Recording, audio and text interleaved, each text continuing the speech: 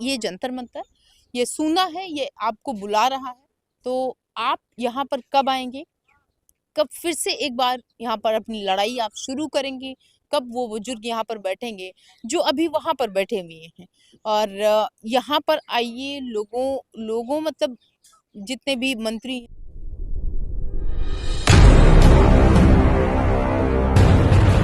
नमस्कार, आप देख रहे हैं मिनी संसद और मैं हूँ प्रिया। आपको बता दें डेली की तरह आज वही पुराना रूटीन और फिर वही अपना पुराना जंतर मंतर और फिर वो सारे कमेंट्स, लोगों के मन की बात, लोगों का दुख दर्द और फिर वही जगह, फिर वही कुर्सी और फिर वही हम। ये सारी चीज़ें रिपीट हो रही हैं और ये तब तक रिपीट होती रहेंगी, तब तक ये दोहराती रहेंगी जब तक आप लोग जो है जिस मांग के लिए उतरे हैं, जिस मांग के लिए बेसिकली आप सड़क पर आए हैं, जिस मांग के लिए आप पूरे देश से चलकर यहाँ दिल्ली में आए थे और जिस मांग के लिए इतने दिनों से आप लड़ रहे हैं, तो मुझे लगता है कि ये चीज़ें जो है वो रिपीट करना ज़्यादा सही होगा। अगर आप उसको छोड़ दीजिए, एक किनारे कर दीजिए और ध्यान दीजिए तो यकीनन आप इस उम्मीद में होंगे कि आज नहीं तो कल जो है वो हमको ईपीएस 95 जो है वो मिल जाएगा। और ईपीएस 95 के लिए जैसा आप लोगों को पता है ना कि अभी तक जो है हम इसको डिफाइन नहीं कर रहे थे। तो जो ईपीएस है मतलब जो आपका पैसा लगा हुआ है ये 1995 का जो युद्ध है वो इतने दिनों में कुछ जो है वो चल रहा है और उसके बाद से एक ऐसा ऑर्डर आता है कि आपका जो पेंशन है वो बढ़ जाएगी। उसको लेकर जब आप यहाँ पर लड़ते रहते हैं, जब आप यहाँ पर जो है संघर्ष करते रहते हैं, ठंडी, गर्मी, बरसात हमने जो है आप लोगों से बातचीत किया था और पूछा था कि जिस तरीके से आप लोग इतने दिनों से लड़ते रहे, तो क्या ये ईपीएस 95 सरकार जो है वो सुन ले रही है? वहीं अगर इसको आप जो है एक साइड रखिए, दूसरी साइड पे नज़र डालिए, तो इतने दिनों से जो आप लोग लड़ रहे थे, इतने दिनों से जो आप लोग अपना संघर्ष कर रहे थे और वो संघर्ष जो है वो स्थगित कर दिया गया। तो कुछ लोग हैं उनसे हमने कल सवाल पूछा था कि क्या आप लोग दोबारा यहाँ से आएँगे? क्या ये जो आश्वासन पे आश्वासन देने का सिलसिला है, ये लगातार जारी रहेगा? क्या नई चीज़ें आपको फिर से मिलती रहेंगी? कुछ लोगों ने कमेंट करके बताया, बेसिकली उन्होंने सवाल किया अशोक सर से और अशोक जी से सवाल ये था उनका कि इतना लंबा टाइम हमको नहीं देना चाहिए था। जब भी आप 20-22 तारीख तक आप यहाँ पर बैठ रहे थे, 22 से और 22 दिसंबर के बाद आपको 31 दिसंबर तक का जो है वो आश्वासन दिया गया और कहा गया कि आमरण अनशन को अभी आप स्थगित कर दीजिए और उसके बाद आप यहाँ पर आए। आप लोगों के द्वारा जो उसको स्थगित किया गया, तो सवाल बेसिकली ये था कि इतना लंबा टाइम जो है हमको नहीं देना चाहिए। इतना लंबा टाइम इसलिए अगर आप देखेंगे इसको तो 2 चीज़ें यहाँ पर जा रही हैं। 2 चीज़ें, एक तो ये कि आप इतने दिन तक संघर्ष किए और आपने पूरी कोशिश की लोगों को हिलाने की और सरकार की कुर्सी तक जो है आपकी बात वहाँ तक पहुँच गई। तो उस पर अगर आप ध्यान देंगे तो उसके बाद फिर अचानक से स्टॉप हो जाना, रुक जाना, तो उनकी अगर उस व्यक्ति की माने, हालाँकि उसमें कमेंट में नाम नहीं था तो माफ़ करिएगा हम नाम नहीं आपका बता सकते, लेकिन आपका सवाल जो हम रखेंगे, तो जो ये इतने दिन तक अब आप ये सोचिए ना कि अगर आप किसी को जगा रहे हों, कोई व्यक्ति सो रहा है, तो उसको अगर आप जगाएँगे ना तो कुछ देर तक आप उसको हिलाते रहिए, जगाने की कोशिश करें और जब उसकी ऐसे लगे ना कि आँखें जो है वो खुलने वाली हैं और वो उस व्यक्ति की नींद जो है वो टूट चुकी है और उसके बाद कोई आए और आपसे ये कह दे कि 10 मिनट आप रुक जाइए या फिर 2-4 घंटे आप रुक जाइए, उसके बाद आप जगाना शुरू करिएगा या उसके बाद हम खुद ही उठ जाएँगे। तो कहीं न कहीं हमको तो लगता है कि जो लोग हैं, वो जो सरकार के नुमाइंदे हैं, वो ये चाह रहे थे कि आप उसको अभी रोकिए, स्थगित करिए। यानी कि अगर आप उस व्यक्ति को उस टाइम पर थोड़ा-सा और धक्का-मुक्की कर देते हैं या थोड़ा-सा और हिला देते हैं, तो वो उठ सकता है।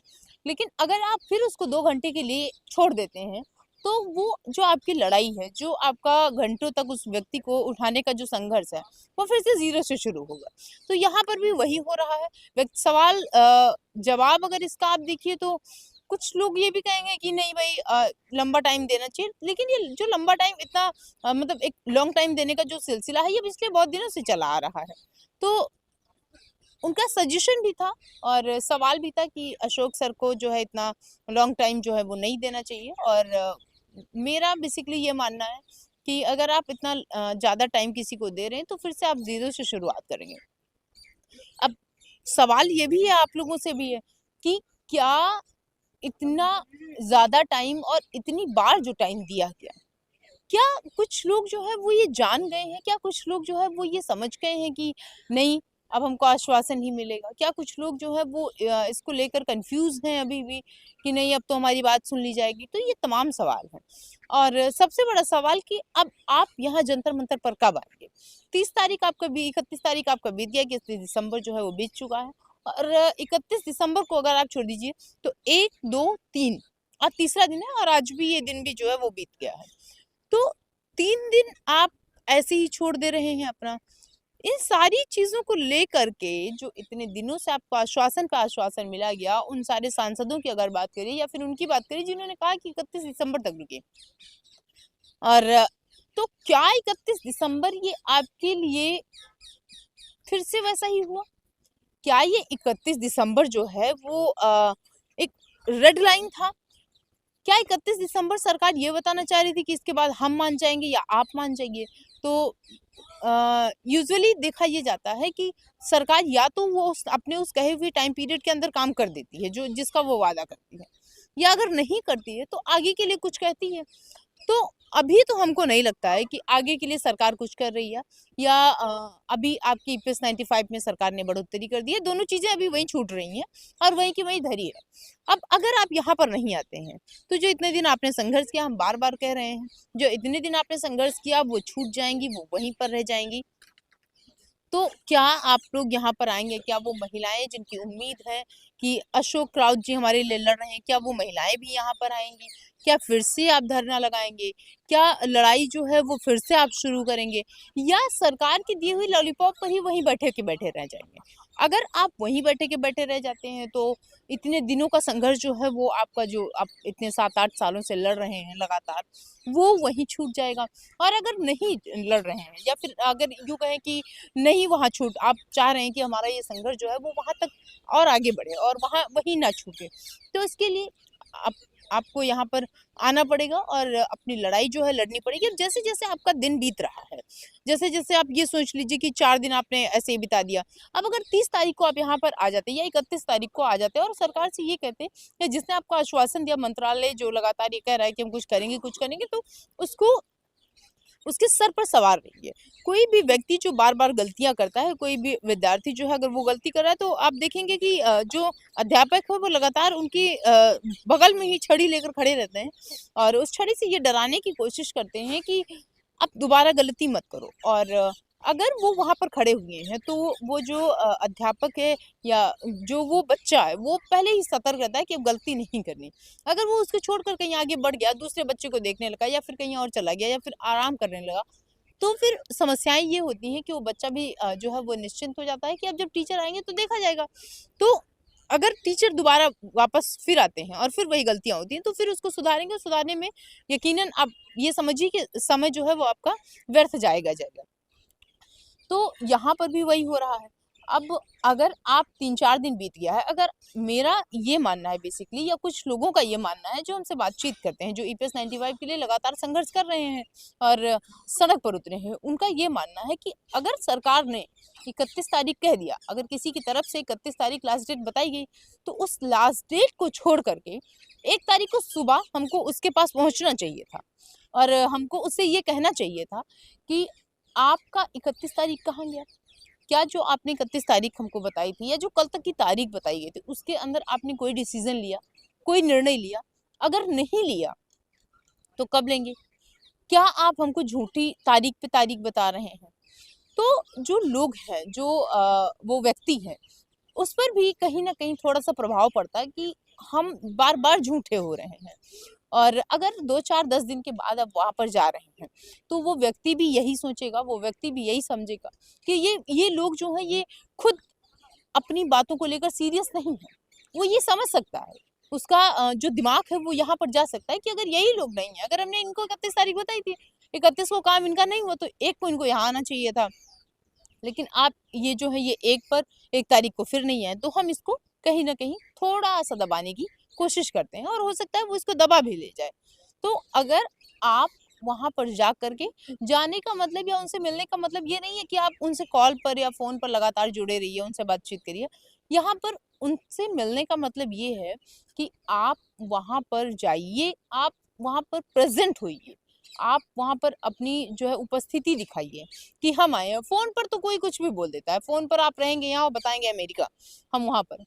फ़ोन पर आप करेंगे जाएँगे उत्तर तो बताएँगे दक्षिण। तो ये जो चीज़ें हैं फ़ोन पर बेसिकली ये होता है। मतलब लोग जो है वो आज के ज़माने में फ़ोन को तो एक इतना अच्छा ज़रिया उन्होंने बना लिया है झूठ बोलने का कि उसका कोई जवाब नहीं है। तो वहाँ पर आप जाइए, उनके सामने उपस्थित होइए, अपनी उपस्थिति दिखाइए और ये कहिए कि हम जो है अभी भी संघर्ष कर रहे हैं। और फिर घूम के उसी बात पर, उसी सवाल पर आते हैं कि आप यहाँ जंतर मंतर पर कब आएँगे? कब आएँगे? कब अपना जो संघर्ष है वो दोबारा से शुरू करेंगे? कब कब जो लोग हैं वो ये फिर से उनकी उम्मीद जो है वो यहाँ पर रुकी हुई है कि कोई बात नहीं, 31 एक और 31 बीता, अब हम यहाँ पर लड़ेंगे। तो जो लोग हैं जिनसे हम सवाल जो है वो पूछते रहते हैं, तो वो हमको ये बताते रहते हैं कि सवाल जो भी हम पूछते हैं, अभी हम आपको थोड़ी देर में दिखाएँगे भी, तो वो इसका जवाब जो है वो हमको देते रहते हैं और ये कहते रहते हैं कि हम जो है वो एक बार फिर से आएँगे और उन बुजुर्गों की दमदारी को आप देखिए, उन बुजुर्गों की हिम्मत को देखिए आप कि किस तरीके से वो लड़ रहे हैं और अनिल कुमार ने जो है वो जवाब दिया है कि 7 दिसंबर से आज तक हम अपनी जो लड़ाई है वो इतनी मेहनत से लड़ रहे हैं और हमने अपनी बात जो है वो पूरी दुनिया तक पहुंचाई है और वो बेसिकली जो है कह रहे हैं कि दिन दुगना रात चौगुना हम मेहनत कर रहे हैं और उसके बाद भी किसी को कोई फर्क नहीं पड़ रहा है लगातार जो सवाल है वो हम कहेंगे वीरेंद्र सर जिनका हम लगातार नाम लेते रहते हैं और ये कहते रहते हैं कि लड़ाई जो है वो सबसे आगे जा रही है और उसको अगर कोई ले जाने की कोशिश कर रहा है या कोई ले जा रहा है तो उनमें से एक उन सभी महान लोगों में से एक वीरेंद्र जी भी हैं और लगातार वो लड़ रहे हैं। हम जब उनसे बातचीत की तो उन्होंने एक-एक दिन को जो है वो इस तरीके से बताया ना कि जैसे कोई कॉपी और पेन लेकर बैठा हो। वो इसलिए उन्होंने बताया क्योंकि उन्होंने उन सारी चीज़ों को झेला है, उन सारे खराब दिनों को बेसिकली उन्होंने देखा है। वो उन्होंने ये कहा कि हम कन्वीनियंस करने की कोशिश तो कर रहे हैं, लेकिन हमको लग रहा है कि वो जो है वो आगे नहीं जा रहा, हालाँकि हम पूरा पढ़ दे रहे हैं। और उन्होंने लिखा प्रिया बेटी सदा सुखी रहो, मोदी जी तो तभी मान सकते हैं जब उनके करीबी ब्यूरो प्रमुख, मंत्री और सचिव, जिन मंत्रियों की आप बात करते हैं, जिन सचिव की, उनको हमारे पक्ष में कन्विंस करें, जिसकी बहुत कम उम्मीद है। ऐसा ना हो कि हमारे जैसे इन सरकार से असंतुष्टों की संख्या उनके समर्थन वालों की संख्या से ज़्यादा हो गई, तो 24 में मोदी जी के लिए भारी पड़ जाए। फिर वो आगे लिखते हैं श्रेष्ठ भारत और श्रेष्ठ भारत। मतलब अगर अभी हम लड़ रहे हैं, अभी हम संघर्ष कर रहे हैं अपना, तो 24 में जब चुनाव है तो वो कन्विंस नहीं हो रहे हैं, जो उनके मंत्री हैं, जो उनके सचिव हैं, वो कन्विंस नहीं हो रहे हैं। तो कहीं ऐसा ना हो कि हम कहें हम लड़ते रहेंगे और उसका जो है वो पन्ना पलट जाए और कुछ और हो जाए। और आगे जो है वो अक्षर ने लिखा है मोदी जी को अहंकार हो गया है। तो भाई किस चीज़ का अहंकार हो गया है? आप एक बार इसको देखिए कि अहंकार क्या है? क्या कुर्सी का अहंकार है? क्या सत्ता का अहंकार है? क्या क्या इतिहास रचने का अहंकार है? क्योंकि पार्टी लगातार ये कह रही है कि हम इतिहास रचेंगे, अब की बार हम फिर से यही सरकार लाएँगे और इतिहास रचेंगे। तो किस चीज़ का अहंकार होता है? अहंकार ये होता है कि आप बुजुर्गों को सड़क पर ले आइए। क्या इतिहास रचना ये होता है कि लोग मरते रहें, बिलखते रहें, चिल्लाते रहें, रोते रहें, उसको ना सुनें? अहंकार क्या ये होता है, क्या इतिहास ये आप लिखेंगे? किस चीज़ का इतिहास लिखेंगे?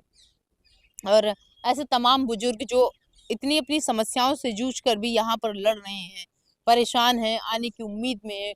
कोई तो कह रहा है हम कहीं से आएँगे, कोई कह रहा है हम कहीं से आएँगे, लेकिन अगर वो यहाँ पर आ भी जाते हैं और सरकार उनको यहाँ जंतर-मंतर पर बैठा भी देती है, तो आप एक बार ये सोचिए कि यहाँ पर बैठने से क्या होगा?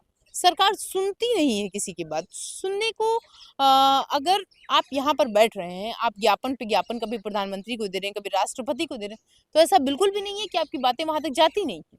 ऐसा बिल्कुल भी नहीं है कि कोई आपकी बातों को सुन नहीं रहा है। कोई आपको जो है वो चाह कर भी यहाँ अगर आप जंतर-मंतर पर आए हैं तो अनदेखा नहीं कर सकता है।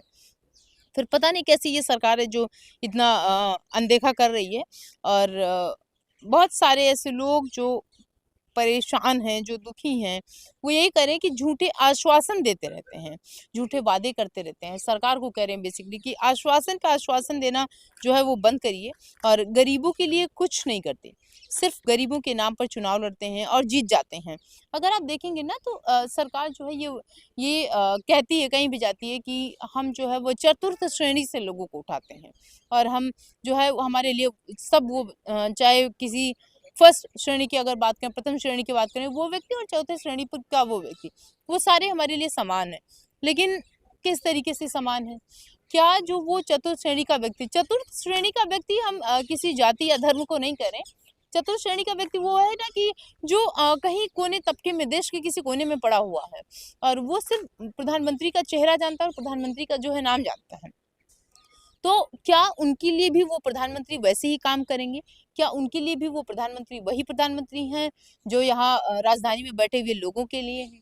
क्या उस व्यक्ति के लिए जो पूरी तरीके से शिक्षित नहीं हो पाया है किसी कारणवश, क्या उनके लिए भी वो प्रधानमंत्री वही है? तो इन सारी चीज़ों को अगर आप देखेंगे तो घोर घुमा के बात वहीं आती है कि हमने कई बार कहा है, हर वीडियो में मुझे लग रहा है लगभग हम कहते रहते हैं कि जो जितना अमीर है वो और अमीर होता जा रहा है और जो जितना गरीब है वो और गरीब होता जा रहा है।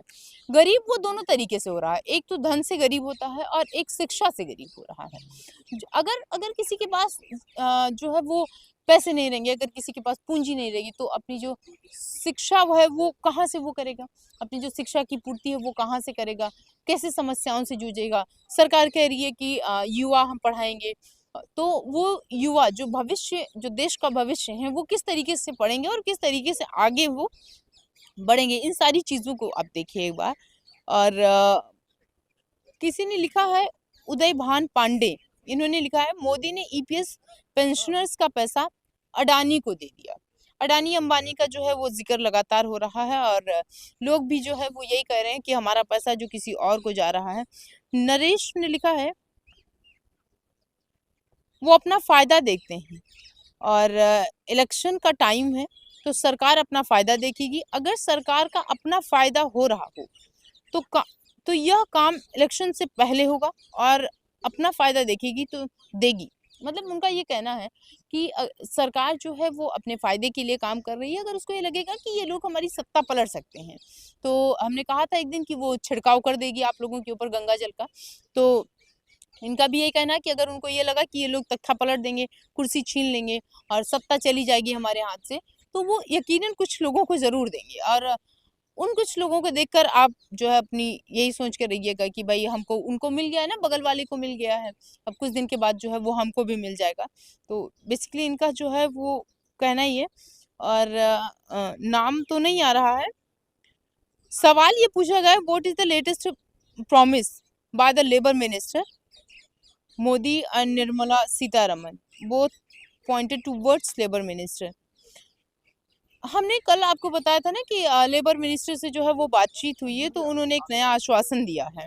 तो उसके लिए कि लेबर मिनिस्टर से अगर हम मिल भी रही हैं तो वो मिनिस्टर, ऐसे तमाम मिनिस्टर जिनसे मिलते रहते हैं, तो वो क्या करेंगे जब सारा जो सब कुछ हाथ में जो है वो प्रधानमंत्री की ही है। आगे नितिन ने लिखा, अटल जी जैसे कहीं मोदी जी के साथ शाइनिंग इंडिया ना हो जाए। मतलब शायद शब्दों की जो है ये प्रॉब्लम आ रही है और टाइपिंग की प्रॉब्लम शायद आ रही है। शाइनिंग इंडिया ना हो जाए तो ईपीएस हो जाए, जो ईपीएस का काम करेगा वही देश पर राज करेगा।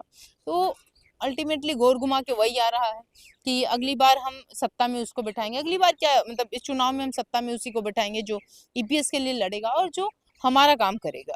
तो जो लोग हैं वो किस तरीके से लड़ रहे हैं और सवालों पे बेसिकली यहाँ पर आ रहे हैं ना कि जो सवाल है हमारे, आप उनको सुनिए, जवाब दीजिए, ना दीजिए, हमको ईपीएस 95 में बढ़ोतरी दे दीजिए, ये कहना है। तो ये जंतर मंतर, ये सुना है, ये आपको बुला रहा है।